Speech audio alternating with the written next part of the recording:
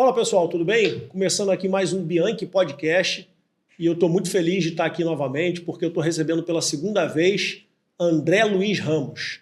E como vocês sabem, eu sempre começo falando o currículo. Eu já tinha falado lá atrás, mas eu vou repetir o currículo dele, tá bom? André Luiz Ramos. André Luiz Ramos é especialista em produtividade e liderança, graduado em engenharia industrial, possui especialização em psicologia positiva, educação e marketing, com formação em psicanálise, neurociência e coaching. Possui mais de 30 anos de experiência em empresas nacionais, multinacionais e no governo, com experiência executiva nas áreas de vendas, marketing e gestão. Nos últimos 10 anos ou mais, atua como consultor de profissionais que querem ter mais resultados com menos ansiedade, sendo mais organizados, disciplinados, consistentes, menos procrastinadores. Gravem essa palavra, hein? Com mais inteligência emocional, alcançando uma alta produtividade aliada ao bem-estar e qualidade de vida. André Luiz Ramos, mais uma vez, muitíssimo obrigado pela tua presença. Seja bem-vindo ao Bianchi Podcast.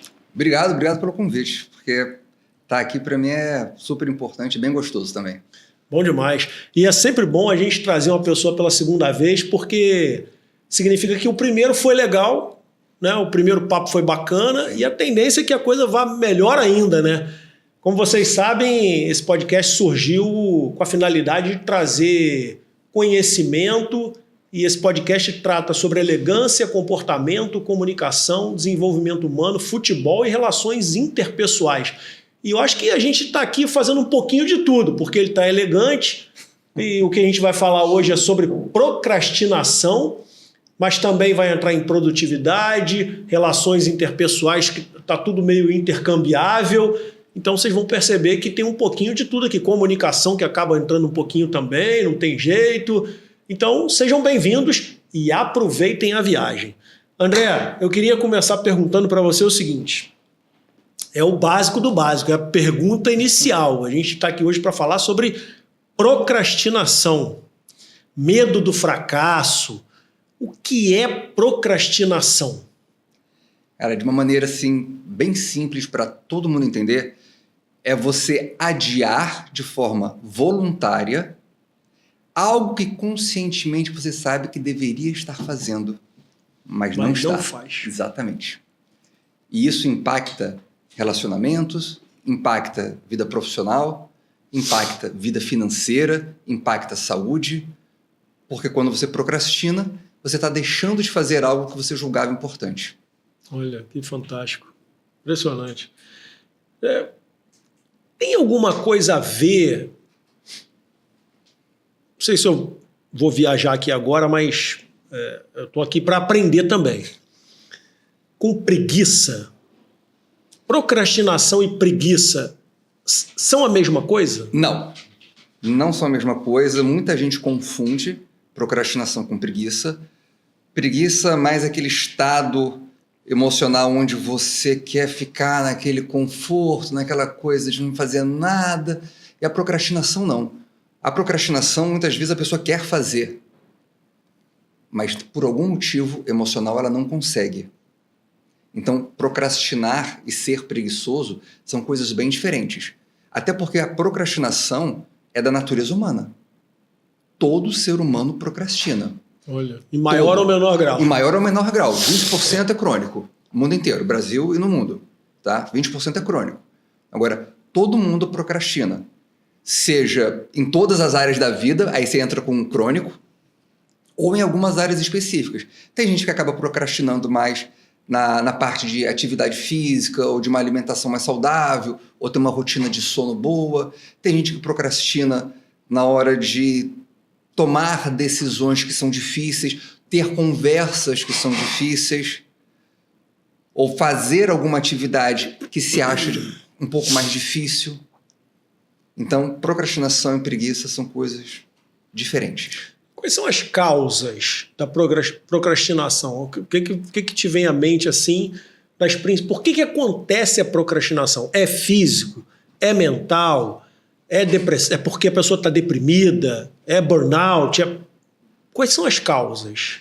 Não tem uma causa só, tá? É multifatorial, tá? Existem estudos que conseguem correlacionar de uma maneira mais forte algumas raízes. Algumas dessas raízes são fisiológicas, genéticas, como traços de personalidade. Outras não. Outras podem ser mais contextuais. Se uma pessoa, por exemplo, está com depressão, pode ser que ela procrastine realmente alguma coisa porque o estado emocional dela, e aí tem a parte bioquímica, não esteja ajudando. Então, assim, o que a gente precisa entender é que não vai ser uma coisa só que vai fazer a pessoa procrastinar, tá? E 2, tem que entender, sim, que a genética ela tem um papel fundamental nisso. Tanto que, se a gente para pensar, vamos lá, de forma bem simplificada, 4 fatores vão influenciar na procrastinação, ok? Desses 4 fatores, aqui de uma forma resumida, desses 4 fatores, quando 2 desses estiverem mais altos, significa que eu vou ter menos procrastinação. Significa que eu vou ter mais motivação para poder fazer aquilo que deve ser feito, aquilo que eu quero fazer. E tem 2 fatores que, quanto mais alto, mais vai prejudicar, vai aumentar a possibilidade da pessoa procrastinar. Por quê? Porque vai reduzir a motivação naquilo que ela tem que fazer. Então, a procrastinação tem muito a ver com a motivação direcionada, tem muito a ver com regulação emocional. Então, procrastinação, se eu tivesse que falar assim, poxa, numa palavra, emocional. Caramba. Tem Existem pessoas que procrastinam porque estão com medo? Sim. Medo do sucesso, medo de falhar, medo... Sim, sim. Por medo? Tem. Perfeccionismo, medo, achar que não tem capacidade de fazer alguma coisa. Então, o excesso de medo, né, de fazer algo, ou seja, aquele medo irracional, leva à procrastinação. Leva, inclusive, a pessoa a colocar metas que são tão irreais para ela poder ter uma justificativa, porque ela já sabe que vai falhar, então ela consegue fazer. É uma coisa assim, é tão absurda aquela meta, que ela sabe que vai falhar, aí ela consegue eventualmente fazer. Porque ela não tem que lidar com a responsabilidade do fracasso. Eu não gosto muito dessa palavra, porque acho que tem uma conotação muito negativa. Uhum. Mas se tivesse que colocar assim a questão do fracasso, é muito mais a ver com a falta de aprendizado que uma derrota trouxe. Aí você pode estar fracassando. Agora, se você aprendeu algo com aquela derrota, aí você tem crescimento. Acho que fracasso é quando você deixa de tentar, quando você deixa de querer aprender. Uhum. Tá? É porque muita gente acaba fazendo uma ligação de fracasso, sucesso, né? As pessoas têm conceitos diferentes em relação a sucesso e fracasso, né? Total. E aí foi interessante você ter trazido isso, porque quando você pensa em sucesso, cara, se você perguntar para mim, André, o que é sucesso para você?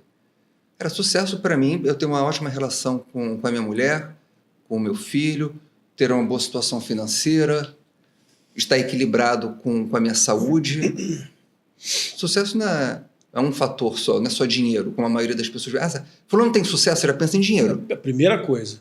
Porque é um mundo muito reducionista, muito material.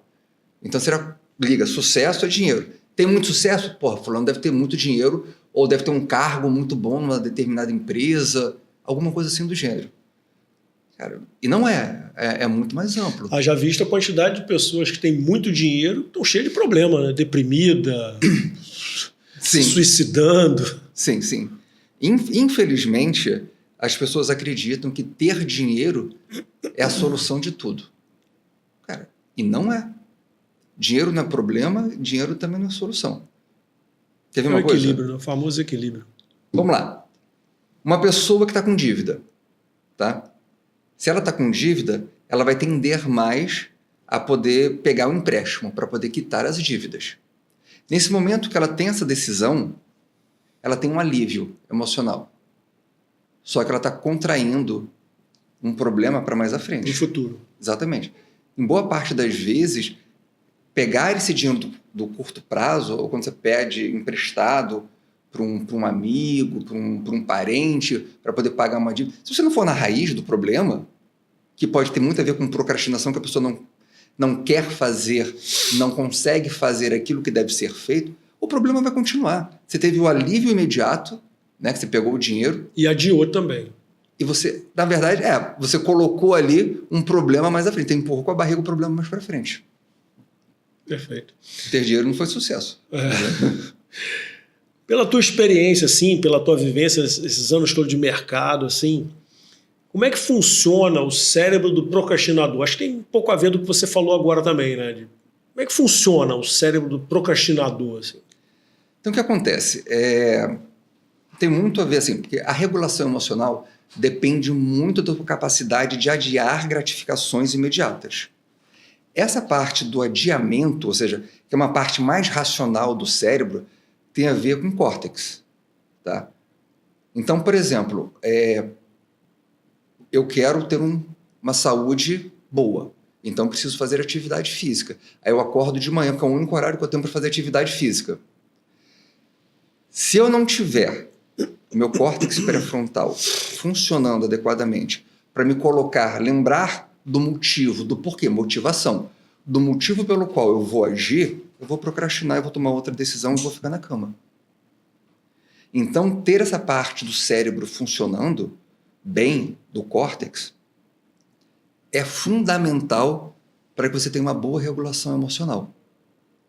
Sem regulação emocional, você não toma boas decisões, você procrastina mais, você faz compras impulsivas, aí isso te leva a problemas financeiros, aí tendo problemas financeiros você passa a ter outros tipos de procrastinação, aí você evita, por exemplo, fazer as contas, ver que estou recebendo menos do que eu estou ganhando, do que eu estou gastando. A conta não bate, mas a pessoa fala assim, cara, eu não quero nem ver isso. Né? Aí se afasta disso. Quando você se afasta disso, o que você está fazendo é cedendo a um alívio imediato e está postergando algo que você sabe que deveria fazer. Isso tem muito a ver com a regulação emocional. Por isso que eu digo, procrastinação e emocional estão estreitamente ligados. Quem é mais acometido pela procrastinação? Pessoas mais novas, mais velhas, homens, mulheres, rico, pobre? Tem algum estudo falando sobre isso? Tem estudos, sim, que mostram que, à medida que a idade avança, tendemos a procrastinar menos. A gente tende a amadurecer emocionalmente, então a gente tende a procrastinar menos. Do ponto de vista de gênero, né, masculino, feminino, existe um empate técnico, mas com uma ligeira tendência maior para os homens. Então, os homens e os mais novos tendem a procrastinar mais do que as pessoas mais velhas e do que as mulheres. Novamente, homens e mulheres é mais, tecnicamente, um empate ali. Agora, outros contextos, é difícil dizer, porque, como tem muito a ver com o emocional, depende muito do que aquela pessoa está vivendo naquele momento. E no ambiente e ao redor das pessoas que ela está. Imagina a seguinte situação. Você está tentando economizar, tá? E aí você tem um traço de personalidade, da sociabilidade, quer dizer, na verdade é o traço de personalidade da extroversão, onde existe uma faceta chamada sociabilidade, e a sua pontuação é muito alta, então você se energiza muito quando tem pessoas em volta de você. Quando você vive isso e você está saindo com pessoas, por exemplo, que gastam muito, que são muito ligadas a status, ou a comida, bebida, qualquer coisa assim que você acabe gastando mais, a tua tendência é fazer conformidade com o ambiente. Uhum. No sentido de se conformar mesmo aquele ambiente, tomar forma. Exatamente. Daquele ambiente. Exatamente. E aí entra aí a parte da genética. Pessoas, aí é estudo científico, tá? Pessoas que têm dentro do traço de personalidade neuroticismo. O neuroticismo em si, que é um traço de personalidade que diz respeito à tendência que você tem de experimentar emoções negativas, existe uma faceta, tá? Que se chama impulsividade. Essa faceta da impulsividade significa o seguinte: o quanto eu não consigo evitar de fazer aquilo que não deve ser feito. Quanto maior a impulsividade, mais chances de você fazer aquilo que você não gostaria de fazer, tá? Ou que não deveria ser feito. Existe o outro lado da moeda desse autocontrole. Um lado é a impulsividade, o outro lado é a autodisciplina, que vem de um traço da personalidade chamado conscienciosidade, que é a capacidade que você tem de se comprometer com você e com seus objetivos. Existe uma faceta dentro da conscienciosidade que se chama autodisciplina, que é a capacidade que você tem de fazer aquilo que precisa ser feito. Lembrando que a nossa personalidade é um produto da nossa genética com as nossas experiências de vida. Tá? Quem assistiu... É o que a gente chama na educação física de genótipo e fenótipo. Exatamente. Quem assistiu o outro podcast, eu falei um pouquinho sobre a minha história, e a minha mãe era um exemplo de uma pessoa organizada, planejadora, disciplinada. Assim, minha mãe era perfeita nisso, né? Então, se fosse só pelo ambiente, pelas pessoas que estavam ao redor, eu deveria ter sido a pessoa mais autodisciplinada, mais planejada, organizadora. E não. Desde que eu me entendo por gente, a minha personalidade é mais procrastinadora. Olha. Eu tive que desenvolver ao longo do tempo estratégias para que eu pudesse completar os meus objetivos. Porque senão, se deixar no modo operante normal, né, eu ia procrastinar. Você sabe que você está falando isso aí, eu fiquei lembrando agora, quando eu fiz teologia, né? Vou falar, irmão. Rapaz, todas as vezes que eu me deparava com... Você tem assuntos na teologia, você tem temas na teologia que são de uma complexidade gigantesca. Gigantesca. Você tem grandes autores que vão por uma linha e você tem grandes autores que vão por outra linha. Uhum. E aí você, um estudante de teologia, você fica assim, cara... Para onde eu vou? Sabe? E é uma coisa... É que nem cartão de crédito. É pessoal intransferível. Ou você vai concordar com uma linha, você vai concordar com a outra. Entendeu? Então, sempre... É muito, muito complicado. E todas as vezes, durante o seminário, foram 5 anos de seminário, todas as vezes no seminário, foi ali que eu me dei conta de que eu tenho um grau de procrastinação. Todas as vezes que eu me deparava com assuntos complexos da teologia, eu parava e falava assim, depois eu faço. Saía, me afastava, ia refrescar a cabeça, ia arejar. Eu não conseguia, naquele momento, focar naquilo ali, porque era assim, muito complexo. Eram assuntos difíceis. Aí eu falava, não dá. Aí eu saía, aí voltava no dia seguinte, voltava 2 dias depois. Só que o problema do procrastinador é que quanto mais você procrastina, mais o prazo vai chegando para alguma coisa. É verdade. E aí, diversas vezes, eu me vi numa situação de ter que fazer trabalhos para entregar para o seminário, faltando 1 semana. E eu tinha 1 mês de prazo. Eu tinha 2 meses de prazo para fazer determinados trabalhos.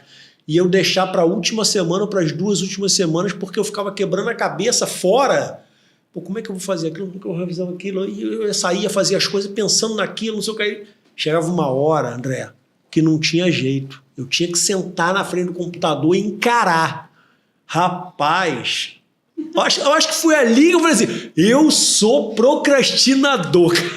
Cara, olha só. Talvez não num nível... É óbvio que tem gente que tem um nível de procrastinação absurdo. Deixa para as últimas 24 horas. Eu nunca cheguei a esse ponto. Mas que eu já tive prazo de 1 mês e deixei para a última semana.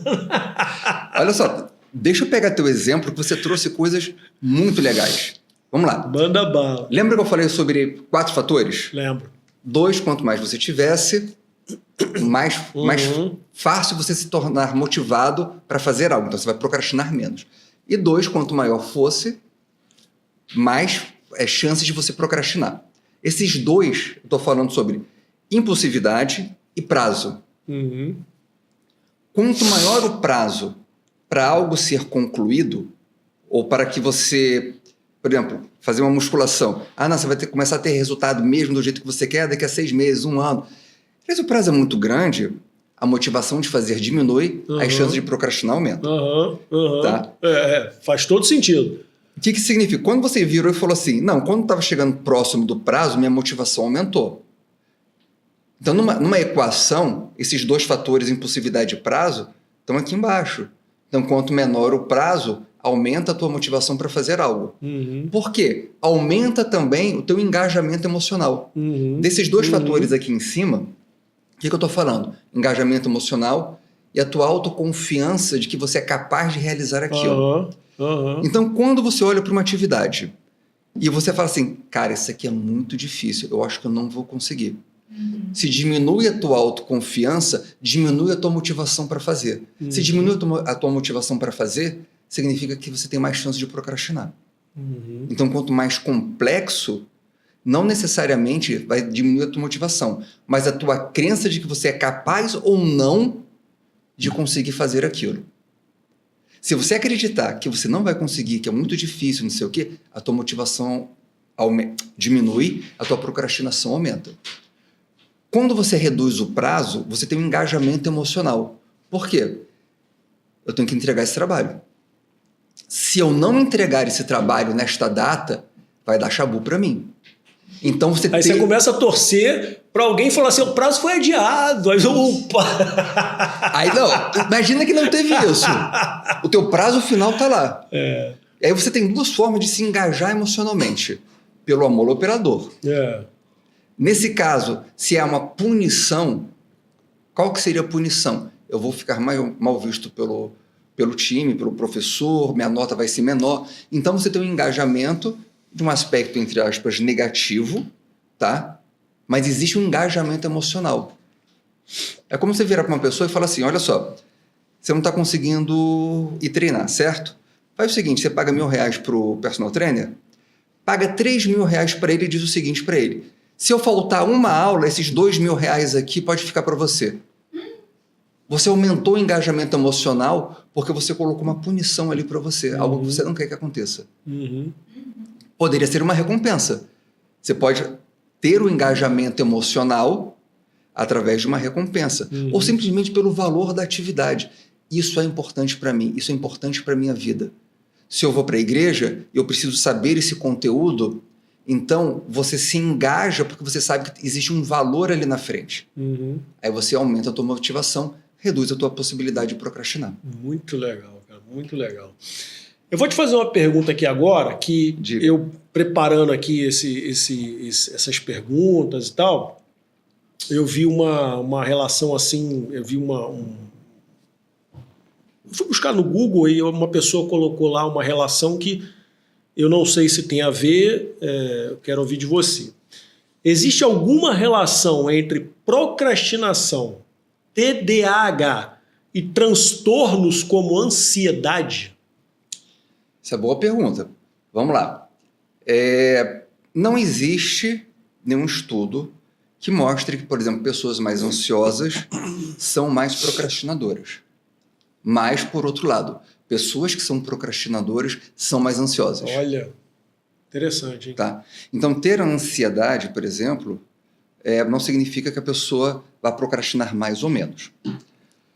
Pessoas com TDAH, elas têm mais dificuldade de focar em algumas atividades. Por exemplo, você pega meu filho não tem TDAH, ele teve um diagnóstico que poderia ser um TDAH, tá? Mas como? Ele não estava dormindo bem, não estava se alimentando bem, não estava fazendo atividade física, os sintomas que ele estava tendo poderiam ser por isso.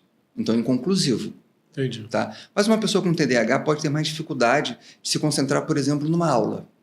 Tá? Ainda mais a aula num colégio, são aulas normalmente chatas, pouco motivadoras. E aí ele vai ter motivação para fazer o quê? se engajar, não hoje em dia, porque o celular foi proibido nas escolas, né? Mas antes era com celular, com uma conversa com um amigo do lado. Então, eu não conheço estudos, tá, relacionados ao nível de procrastinação de pessoas que têm TDAH, por exemplo. Não conheço. Mas, ao mesmo tempo, essas pessoas têm dificuldade de fazer algumas coisas. Elas têm hiperfoco em outras. Então, para essas outras coisas, ela vai fazer e não vai procrastinar nada. E para outras, não quero estudar agora, não.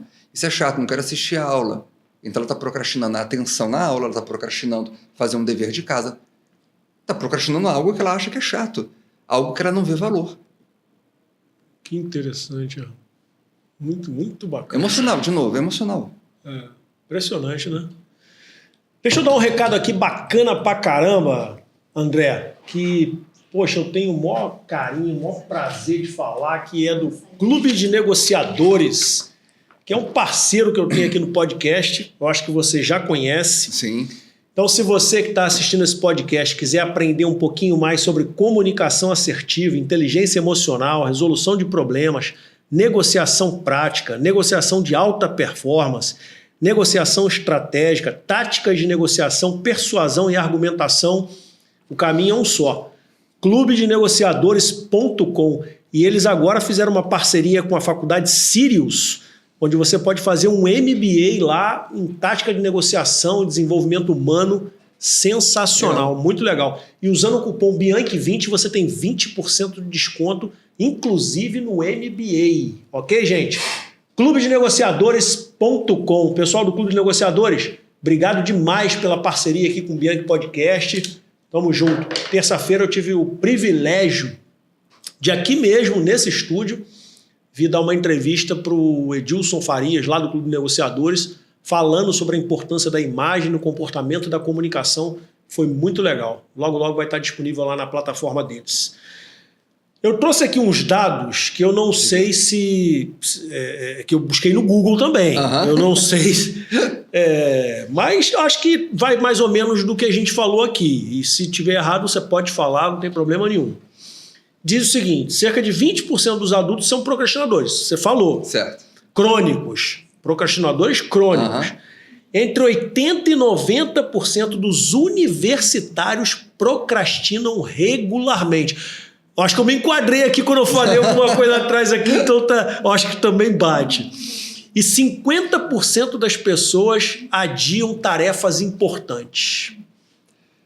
Olha, eu não sei te dizer, tirando a questão dos 20%, eu não sei te dizer, deve ser baseado em algum estudo, a questão dos 80%, 90% dos estudantes, a questão dos 50% dos adultos, mas como eu te falei, a procrastinação, ela é da natureza humana. Lembra que eu falei a questão do córtex pré-frontal, né, de você se controlar a tua impulsividade, né, para poder fazer a regulação emocional? O cérebro, principalmente do homem, vai estar terminando de ser formado nessa parte do córtex lá pelos 25 anos. E as pessoas entram na faculdade aos 18. Então eles estão em processo ainda. Essa parte do autocontrole ainda está sendo trabalhada, ainda está sendo desenvolvido para eles. Talvez por isso esses números tão altos, de 80% a 90% dos estudantes procrastinam. Não, eu acho também que hoje em dia, com essa questão desse excesso de informação, né, internet, o jovem ligado o tempo todo no celular, eu acho que eles podem acabar procrastinando muito também certas coisas em função da tecnologia, né? Ou não? Sim, sim. Deixa eu só voltar a um ponto que você... para não perder meu raciocínio aqui. Normalmente, com 18 anos, o jovem está entrando na faculdade. Muitos não sabem sequer o que fazer. Tá? Já é uma pressão... Tem uma pressão. Ele entra numa faculdade que eu acredito que você deve concordar comigo. Os currículos estão defasados, não são currículos práticos para a vida. E nem mais que vem acompanhando a evolução das coisas. Não acompanha. Né? E que é um currículo deficitário em coisas extremamente importantes. Né? Com aulas chatas. Então, assim, cara, é super natural que um jovem procrastine alguma coisa. Uma pancada de aula chata que na prática ele não vai usar. Então, assim, lembra que eu falei sobre a questão do engajamento emocional, da autoconfiança, você saber, na verdade nem saber, perdão, você sentir que você é capaz de aprender determinada coisa. Se eles não sentirem isso, se eles não tiverem esse engajamento emocional, a motivação para estudar diminui, vão procrastinar. Então, assim, não dá nem para culpar o jovem, porque o sistema ajuda você a procrastinar, te empurra para essa procrastinação. Pô, meu filho fala, pai, um bando de aula chata, para que eu vou usar isso? Eu falei, filho, o sistema é assim, nem tudo vai estar de acordo com aquilo que a gente quer, a gente precisa jogar a regra do jogo. Se você precisa estudar, fazer provas e tudo, faça isso, e naquilo que você gosta, naquilo que você sente mais inclinação, você dá o seu melhor ali. Você não precisa dar o seu melhor em tudo. Se você sabe que se você sente que você não quer fazer um estudo aprofundado de matemática, a tua área é mais de humanas, mais de negociação, você vai colocar a tua energia nisso. Por quê? Você vai se sentir mais motivado. Se você se sentir mais motivado, você tem muito mais chance de ter sucesso naquilo. Querer fazer tudo com perfeição, com o máximo de entrega, cara, a tua energia é limitada. O dia, o número de horas é limitado. Você tem que escolher as tuas batalhas. Você tem que escolher aquilo que você quer se desenvolver mais. A tua experiência assim, de muitos anos de mercado com desenvolvimento humano, e você pegando o gancho agora do que você falou com relação a estudante e tal, muita matéria realmente desnecessária. E que você acha, até fugindo um pouquinho, né, para a gente retornar logo depois, que você acha que seria fundamental hoje como disciplina para um jovem em termos de desenvolvimento humano na faculdade? Assim? Quais as matérias que você acha que deveriam ser assim imprescindíveis hoje? Tá, a gente pode falar da faculdade, e eu posso colocar facilmente a parte da educação financeira, inteligência emocional, gestão, negociação. Uma faculdade de medicina, por exemplo, vai ensinar o cara a ser médico, mas não vai ensinar o cara a ser um bom gestor ali. Exatamente. Ou eventualmente não vai ensiná-lo a se relacionar melhor com os pacientes e com seus pares. Mas eu acho que algumas dessas coisas, dessas disciplinas, elas deveriam começar da base. Sim. Deveriam começar na pré-escola, na alfabetização. Ensinar sobre as emoções deveria ser desde cedo. Educação financeira também não é sobre fazer conta. É sobre por que você consome. Por que você não consegue controlar eventualmente o seu consumo. Por que você consome para usar isso como um regulador emocional. Porque você não consegue estar de bem com a sua vida. Só que isso não é ensinado. Aí a gente cresce, vira adultos com problemas, com dificuldades, e depois a gente tem que buscar ajuda especializada para poder corrigir um gap que poderia muito bem ter sido colocado no nosso processo educacional. Lá atrás, né? Exatamente. Não apenas na faculdade, desde lá de trás, desde o início. Eu estava lendo uma reportagem um dia desse falando do ensino no Japão, né? Que as crianças, os primeiros 3, 5 anos, o aprendizado delas é interpessoal, é interagir, é aprender um monte de coisa, educação, sabe, comprometimento, responsabilidade. Eles vão ali assim nos primeiros anos para depois começar a ter outras disciplinas, mas que esses primeiros anos está mais voltado para o lado humano mesmo deles, da educação, desse desenvolvimento. Obrigado. Isso, né? Sabe? E aí você vê o exemplo depois do Japão, né? Você vê o que é, né? Aí você vai entender o porquê, né? São extremamente educados, pode passar, solícita. Você vê a fila no Japão para entrar no metrô. É incrível. Incrível, eles fazem a fila do lado aqui para que a pessoa que está saindo possa sair por aqui. Não tem aquela coisa de entra e sai ao mesmo tempo. Tudo organizadinho. Educação, né? Educação. Impressionante. Impressionante. E foi interessante você falou isso, que eu lembrei de uma informação. Os japoneses, entre os países, né? O Japão, né? No caso, os japoneses, entre os países, são os mais poupadores. Olha. Eles têm uma educação de poupar que é sensacional. Se o governo, de repente, oferece crédito para eles, eles não vão ceder, por exemplo, a compras compulsivas. Perdão, compras impulsivas. Se você chega no Brasil e você dá crédito, você dá mais dinheiro para a população, como existe uma demanda reprimida, o pessoal vai gastar.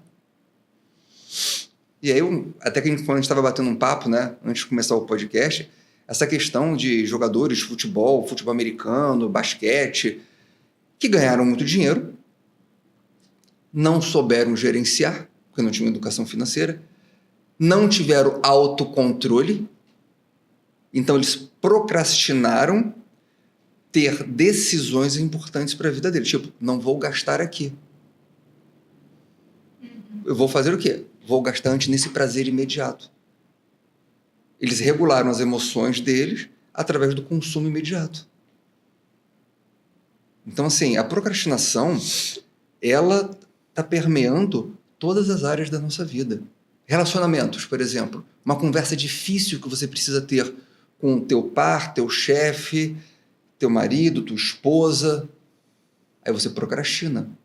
Só que muitas vezes procrastinar é jogar para debaixo do tapete. O problema não vai resolver. E aí o que as pessoas fazem? Deixam para depois. Só que algumas coisas deixadas para depois vão se acumulando. E aí depois, na hora de resolver... Poderia ser um pouco mais fácil para resolver, pode se tornar um problema maior ainda. Por quê? Cedeu a uma impulsividade de ter um alívio imediato. Não vou conversar sobre isso agora porque não estou bem preparado. Só que você nunca teve essa conversa nunca. Vai acumulando, vai acumulando, vai acumulando. A conta chega. Com juros. Uhum. Ou seja, aquela procrastinação de fazer o que deveria ser feito ali gerou resultados piores depois. Por isso que eu digo, essas 4 grandes áreas da vida, né? A parte financeira, profissional, de relacionamento e bem-estar, bem-estar físico, bem-estar mental, é diretamente prejudicado pela procrastinação. Quando a gente fala de procrastinação em relação à saúde mental, o estresse, a culpa, a depressão, eles influenciam também? Sim, porque, por exemplo, conheço uma mãe que se sente muito culpada que durante o crescimento do filho, né, quando ele estava em torno de 4 até 8, 10 anos, foi muito ausente porque precisava trabalhar. E ela se sente culpada por não ter dado a atenção que ela achava que ela deveria ter dado. E aí ela acabou dando muitas coisas para esse filho. Uma espécie de compensação. Exatamente. Ela procrastinou dar os limites necessários porque ela sentia culpa em relação àquilo que ela achava que ela deveria ter feito e ela não fez. Então, numa situação, por exemplo, como essa, a culpa levou a uma procrastinação e que vai gerar outros resultados negativos mais à frente. Caramba, rapaz. É impressionante, né? As coisas estão interligadas, né? São todas entremeadas, assim, né?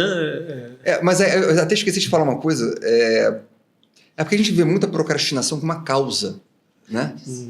Só que a procrastinação ela é um sintoma.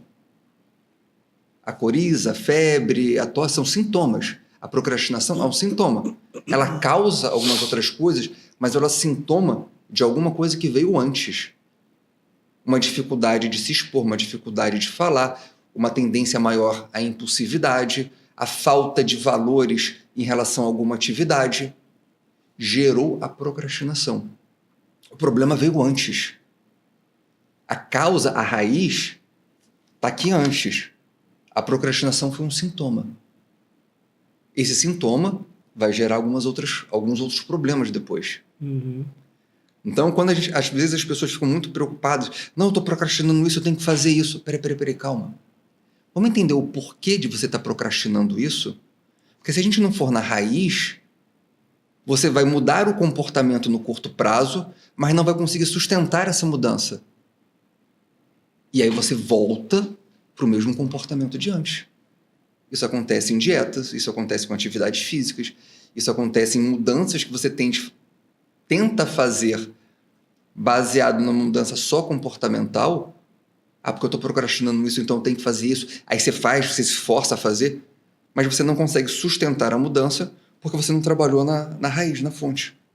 Caramba, que bacana. É bacana e triste, né? Para quem passa por isso, né? Cara, é triste, mas assim, tem solução. Como é que fica a questão assim da consciência do procrastinador? Deve ser muito difícil, né, para a pessoa que tem esse problema de forma séria, que pode desencadear outros problemas, como você acabou de falar agora.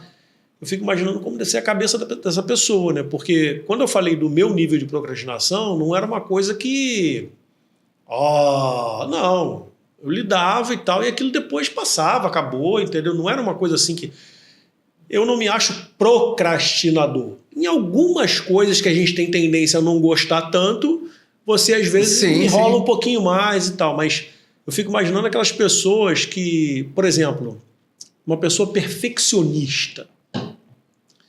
Como é que uma pessoa perfeccionista, não sei nem se ela tem procrastinação, ou se tem, como é que lida, como é que é, porque o perfeccionista ele quer tudo ali, né? Tempo e a hora, tudo ali encaixadinho, certinho. A gente tende a achar ou dar mais valor ao perfeccionismo relacionado à procrastinação do que realmente tem. O que os estudos mostram é que existe uma correlação, sim, entre o perfeccionismo e a procrastinação, mas ela não é tão forte quanto, por exemplo, um traço de personalidade. Porque o perfeccionismo como uma régua interna muito alta de qualidade, mas na verdade de uma idealização de algo que precisa ser feito, realmente pode fazer com que você procrastine algumas coisas. Tá? Mas aí precisa entender o seguinte, como isso não é tão correlacionado ao perfeccionismo, o que está pegando então? Aí a gente tem que entender onde é que está o valor emocional naquela atividade. Se aquela atividade tiver um valor emocional, um engajamento emocional, ele consegue abrir mão um pouco daquele perfeccionismo pelo resultado que ele vai ter, pelo benefício, pela emoção que ele vai sentir depois. Se realmente ele ficar muito preso no perfeccionismo, se esse perfeccionismo levar a uma crença de que ele não é capaz de realizar, aí sim ele pode procrastinar. Aí ele vai se motivar a fazer outra coisa, que é de mais fácil acesso. Queria que você falasse um pouquinho sobre profissional, produtividade e procrastinação. Profissional numa empresa, um profissional vinculado, ele é um empreendedor, mas ele é procrastinador em relação à produtividade. Tem algum estudo falando sobre isso? Qual é Tem uma relação direta, quanto mais procrastinador você é, menos produtivo você se torna. Fato. Tá? Vamos pegar o exemplo de um profissional que entrega os resultados esperados, os relatórios, as atividades, vamos chamar das tarefas. Só que ele deixa sempre para a última hora porque ele procrastina. O que os estudos mostram, e o que a prática mostra, é que a qualidade daquilo que ele entrega não é tão boa quanto poderia ser. Sem contar o preço que ele paga do ponto de vista de ansiedade, porque assim, a tarefa não saiu daqui da cabeça dele. Ele sabe que ele tem que fazer aquela tarefa, ele sabe que ele tem que fazer as atividades, mas ele vai deixando para depois. Não, eu sei, eu gosto, aí tem a famosa crença, né? Eu funciono melhor sob pressão. Cara, isso é uma crença que ele criou baseado numa experiência, porque realmente, quando você vai deixando para cima da última hora, você tem dois fatores aí que vão ser influenciados. Você tem um prazo que é reduzido e você tem um valor emocional, um engajamento emocional que é aumentado. No caso ali, vai dar chabu se eu não entregar esse relatório para o meu chefe. E aí você entra no modo de hiperfoco, no modo de alta produtividade, de entrega num curto espaço de tempo, só que a qualidade daquilo que você vai entregar talvez não seja tão boa. Talvez não. Normalmente não é tão boa como se você tivesse feito com mais tempo, com o tempo que você tinha disponível. Nossa. Então, profissionais que procrastinam são menos produtivos. Mesmo aqueles que entregam. Se eles entregam, ou eles estão entregando com menos qualidade, ou estão entregando com mais sacrifício, com mais energia gasta do que precisaria. Você falou isso aí, me deu um insight aqui agora para perguntar, totalmente fora aqui do... Você fica à vontade para responder e dizer também se não está muito por dentro, mas acho que você vai saber responder. Procrastinação e geração Z.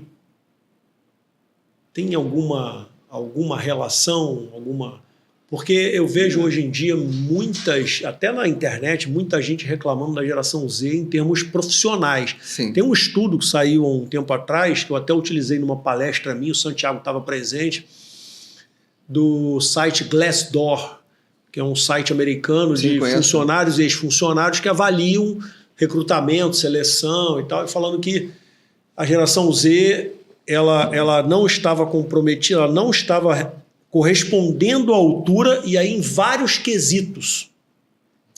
Dentre um desses quesitos, que eu trabalho, que é a questão da imagem. 58% se vestia mal. E aí tinham vários outros aplicações ali também nessa pesquisa e tal. Aí eu estava lembrando disso agora, eu queria saber se tem alguma coisa a ver. Procrastinação, geração Z, se já tem algum estudo falando sobre isso, se a geração Z é procrastinadora ou não, tem alguma coisa nisso? Vamos lá. Bem, por ser mais jovem, tem mais chance de procrastinar do que os adultos. Ok. Pensando especificamente na geração Z no mercado de trabalho. Em relação a esse ponto que você colocou desse estudo, o que eu vejo da geração Z em relação à questão da imagem é porque eles não veem valor naquela imagem. Porque o que eles pensam? Peraí, se eu tenho que entregar um relatório, se eu tenho que entregar esse trabalho, se eu tiver com um sapato bonito, uma calça, uma camisa bem apresentada, ou se eu tiver de chinelo, bermuda e camiseta, não importa. A minha capacidade cognitiva, a minha capacidade criativa não muda. Então, assim, existe uma quebra de valores em relação às gerações anteriores. Agora, eu vejo, sim, a geração Z com um pouco mais de dificuldade de, por exemplo, leituras um pouco mais longas. Como tudo hoje na internet é imediatista, e é tudo rápido, e vídeo rápido, e vai rápido aqui. Você tem um texto um pouco maior no WhatsApp, é um textão. Aí a pessoa vai brincar, vou esperar sair em vídeo. Né? E se sair em vídeo, vai falar assim, nossa, que esse vídeo é longo. E se for um áudio, então, de 5 minutos... Sim. Então, assim, eles têm menos resiliência, têm menos atenção para coisas que exigem mais tempo, mais foco, mais energia, porque o cérebro deles está mais acostumado e treinado a coisas de curto prazo. Entendeu? Entendi. Atividade de curto prazo, resultado de curto prazo. Então, se exige uma atividade eventualmente que demande um pouco mais de tempo, lembra, aumentou o prazo, diminui a motivação. Não tem engajamento emocional, diminui a motivação. Se eles acham que é muito complexo, eles vão ter capacidade, diminui a motivação. Então, talvez esse seja o ponto aí da geração Z. Muito legal. Existem técnicas mais eficazes para não procrastinar? Com certeza. Com certeza. Então, vamos lá. Quando você procrastina, é porque existe uma resistência emocional àquilo que precisa ser feito. Tá? Tem alguns estudos que mostram, por exemplo, se você começa a fazer a leitura de um livro ou fazer alguma atividade, e aí você acha aquilo chata, aí você se distrai. Tá? Aí você vai olhar o celular, aí vai pegar uma rede social, vai visitar um outro site. Você vai para alguma coisa que vai te dar um prazer, talvez, ali. É isso. Porque a distração é a forma como o seu... A dopamina. É a forma como o seu cérebro usa, o mecanismo que o seu cérebro usa para lidar com o desconforto. Então ele vai se distrair, ele vai fazer outra coisa, vai se motivar com outra coisa. Tá? Então, mas se você insiste naquela atividade por 10 minutos, a tendência é que você não procrastine aquela atividade e você continue, que você consiga fluir nela.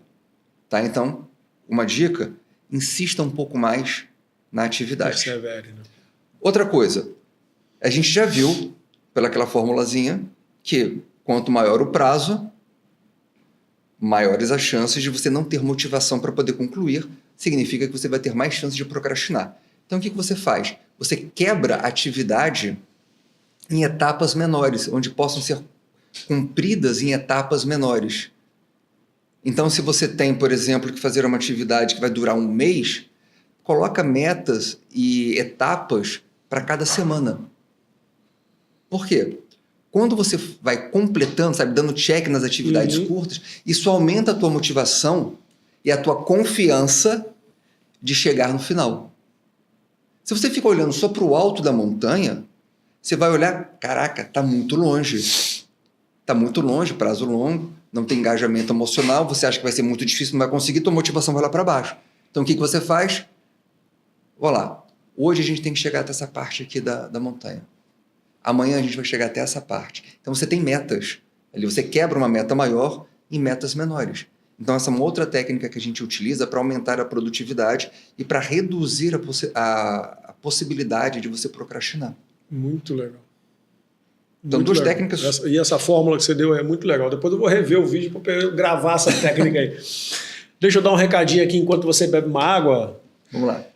Pessoal, vocês sabem que eu tenho uma parceria também muito legal com a Di Francesco, que é uma alfaiataria com mais de 30 anos no mercado. Quero mandar um abraço grande aqui já para o seu Francesco, para o Felipe, para a dona Lúcia, dizer que eu estou muito feliz com a parceria e em breve estarei aí novamente. Levei o Edilson lá, né, para poder fazer umas camisas e é muito legal. E, pessoal, obrigado demais, sou muito grato por essa parceria que eu tenho certeza que vai muito longe, tá bom? Obrigado demais. Di Francesco.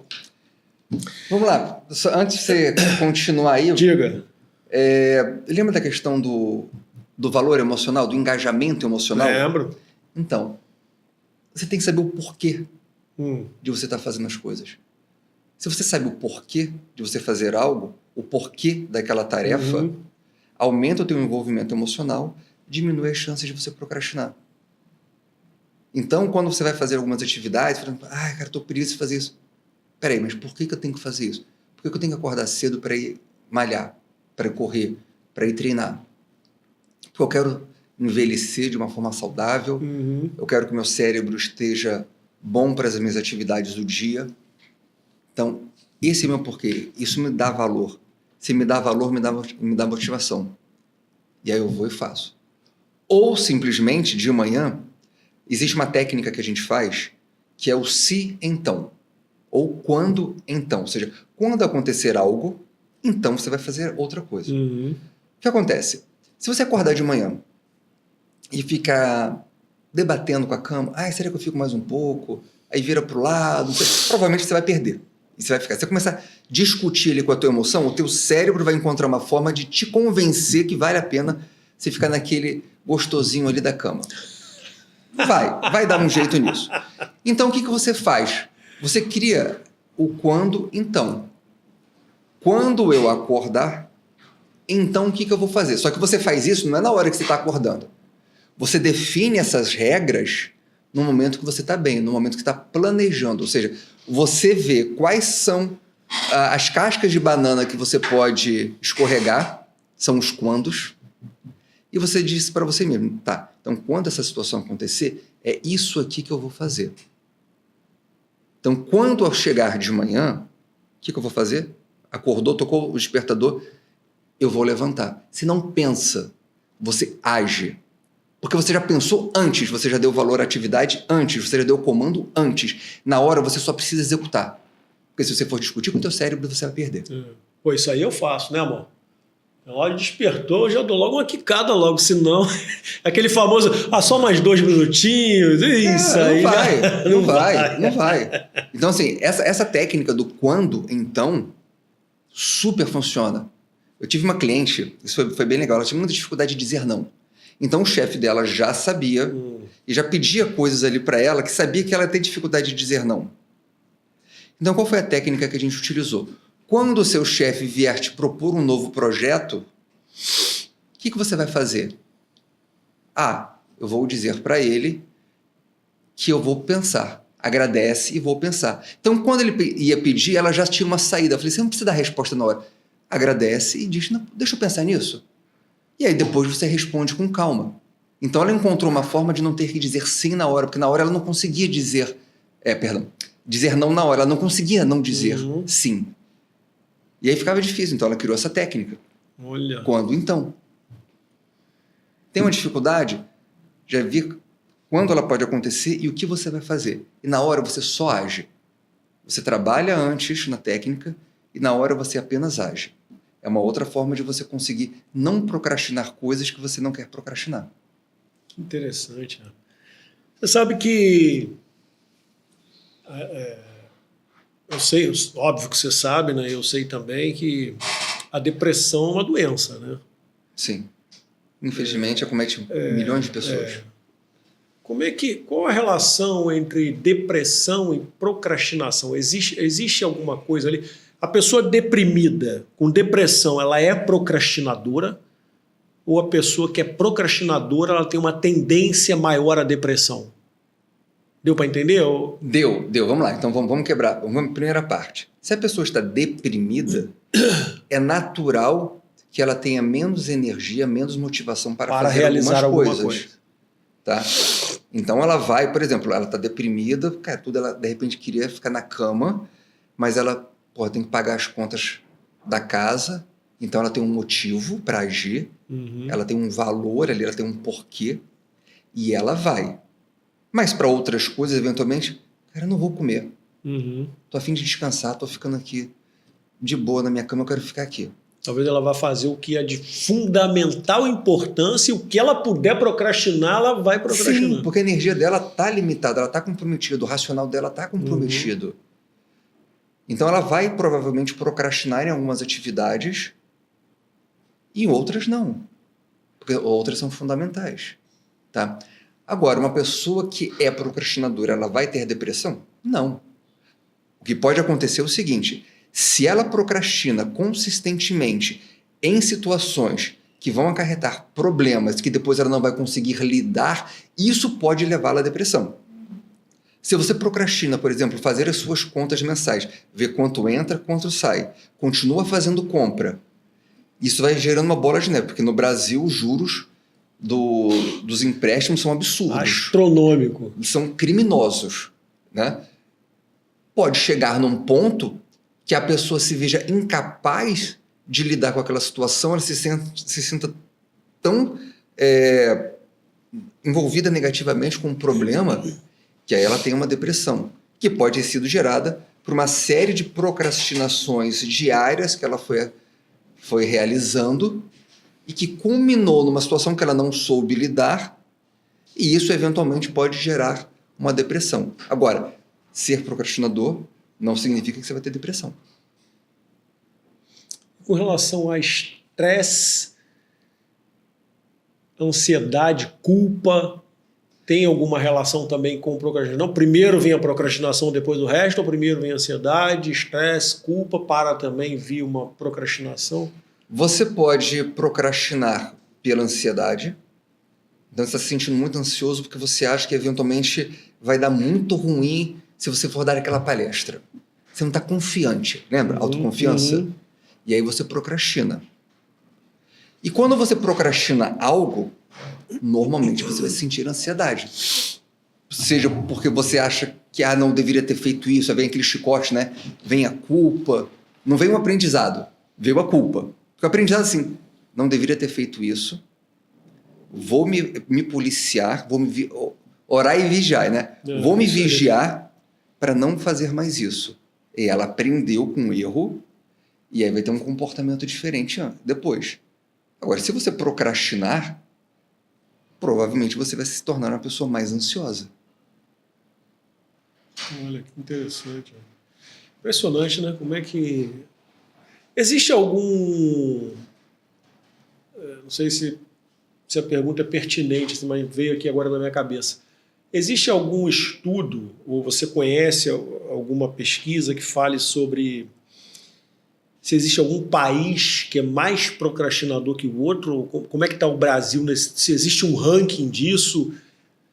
Cara, boa se pergunta. Se existe alguma coisa aqui no Brasil que tem um ranking sobre isso, que fale sobre isso, especificamente sobre procrastinação? Cara, olha, tá aí uma boa pergunta. Eu não sei te dizer, também. fiquei curioso agora, vou até pesquisar depois, mas eu poderia dizer que, não em relação a países, tá? Mas populações que sejam talvez menos emocionalmente educadas, talvez tenham uma tendência maior a procrastinar algumas coisas. Mas assim, cara, é um palpite, é um achismo, exatamente. Né? Sem uma base científica, sem um estudo. Esse tipo, se eu tivesse que apostar nisso, não, eu apostaria nisso. Mas, vou pesquisar sobre isso, eu gostei da... Acho que uma curiosidade interessante. Tem pesquisa de tudo hoje em dia, né? Estudo para tudo, né? Sim, pode ser que... Mas a gente sempre tem que lembrar o seguinte, estudos, eles pegam um grupo para poder... Uma amostra que não necessariamente é replicável, exatamente, vai ser refletida em outros países, em outras culturas, assim. Então, tem um estudo, não sei o quê. É legal, é interessante para a gente ficar atento, mas eu sempre sou a favor de você olhar a subjetividade, ou seja, o que cada um sente, porque cada ser humano é um indivíduo único.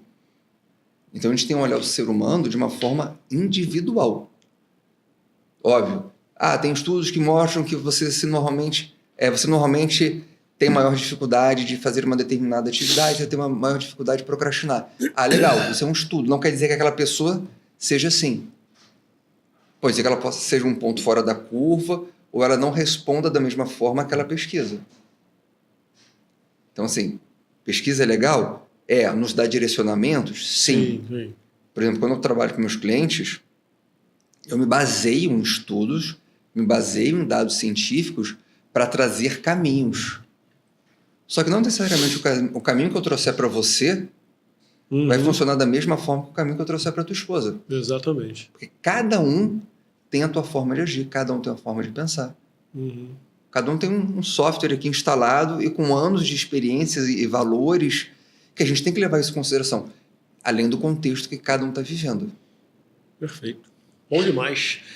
Deixa eu dar mais um recadinho aqui, doutor André, que é importante pra caramba, que eu gosto demais, que é da Ótica Visão Máxima. Pessoal, vocês sabem que eu tenho uma parceria há 2 anos e meio com a Ótica Visão Máxima. Se você quiser um óculos de grau, óculos de sol, qualquer marca, qualquer modelo, lente de contato, Ótica Visão Máxima. E é só você me seguir na rede social, entrar lá, pode mandar um direct para mim que eu respondo. Você pode entrar em contato com eles e dizer, eu estava assistindo o Bianchi Podcast, estou seguindo o Marcelo Bianchi na rede social. Você tem 35% de desconto. É um descontaço, gente. Tem óculos de tudo quanto é jeito. E a novidade está aqui, Se você quiser um óculos personalizado com o seu nome ou com a sua marca, você tem 25% de desconto. Pô, gente, bacana demais. Eu estou segurando aqui o óculos do Edilson Silva, meu amigo querido, que foi homenageado pela Ótica. Foi o Edilson que me apresentou a Ótica Visão Máxima. O Edilson é um grande comunicador, hoje está na Band Esporte apresentando o Bate Pronto, que é um canal esportivo, junto com o meu querido amigo Renê Simões. Renê, um grande abraço, estou te esperando aqui também, hein? Então, se você quiser um óculos personalizado com o seu nome, Ótica Visão Máxima, é só entrar em contato com eles, falar o meu nome, que está seguindo o Bianchi Podcast, e você tem 25% de desconto no óculos personalizado e 35% de desconto em óculos de qualquer marca, qualquer grau, do jeito que você quiser, tá bom? Ótica Visão Máxima. Valeu demais, gente. Doutor, a gente está caminhando para o final aqui. Passa rápido, né? Passa rápido demais. E eu queria dizer o seguinte. Quais são as dicas, olhando para aquela câmera ali, quais são as dicas que você deixaria para quem vai assistir esse podcast e a pessoa olha e fala assim, eu sou procrastinador. E essa pessoa precisa de um direcionamento, ela precisa de uma dica. Qual a dica que você deixaria para o procrastinador? Vamos lá. Primeiro, tenha calma, tá? Tudo tem solução na vida. Tudo. Até para a morte tem solução. Que você morreu, né? Tá solucionado. Então vamos lá. Faz o seguinte. Com calma. Elenca aquilo que você procrastina, tá? Daquilo que você procrastina, seleciona 2 coisas que mais impactam na sua vida de forma negativa. Ou seja, que a procrastinação traz resultados negativos. Pega essas 2 coisas, sabe essa estratégia que eu dei do quando, então? Trabalha nela. Quando determinado acontecer, o que você vai fazer? E coloca em prática. Porque vai ser muito legal você assistir aqui o podcast, vai ser muito legal você achar interessante o assunto, os dados, mas se você não colocar em prática as mudanças não vão acontecer e a sua vida não vai mudar. Fica paralisado, né? Completamente paralisado. E aí um ponto, não aposte no entusiasmo para um processo de mudança. Por quê? O entusiasmo passa. Aposte na motivação, no motivo para você poder fazer aquilo, no porquê. Se agarra a isso, persista, vai dar certo. Pode ter certeza. Tá com dúvida? Me manda uma mensagem lá no canal que eu te ajudo. Show de bola. Passa o teu Instagram aí pra galera, Lúcio. Me acessa no Instagram, no @oficial.andreramos. Todo mundo que me manda direct, eu respondo. Não deixo ninguém no vácuo, tá bom? Pode mandar lá que eu te ajudo. Pô, muito legal. Doutor, mais uma vez, obrigado demais. Segunda vez que o André vem aqui, gentilmente, e o papo é sempre gostoso, eu sempre aprendo alguma coisa. Pessoal, obrigado demais. E lembre-se, me siga na rede social, @Marcelo Bianchi também. Eu sou consultor de imagem, analista comportamental. Se você é homem, principalmente eu trabalho com homens, quer aprender a se vestir melhor, mudar o seu comportamento, ter uma apresentação mais impactante, melhorar sua produtividade, melhorar sua mente também, porque às vezes a gente muda o nosso visual, muda tudo, melhora tudo. Se você quer causar uma boa primeira impressão, vista-se melhor, apresente-se melhor. Vai fazer diferença na sua vida, porque as pessoas normalmente elas avaliam o que elas veem. E a comunicação não verbal é muito importante. Significa 93% de toda a nossa apresentação. Essa comunicação não verbal.